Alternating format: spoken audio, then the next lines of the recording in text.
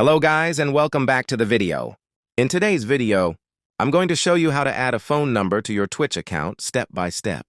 Adding a phone number is very important because it helps you secure your account and also enables extra features like verification. So without wasting any time, let's get started. First of all, go to your App Store or Play Store and in the search bar, type Twitch. Make sure that your Twitch app is updated to the latest version. Once the app is updated, go ahead and open it.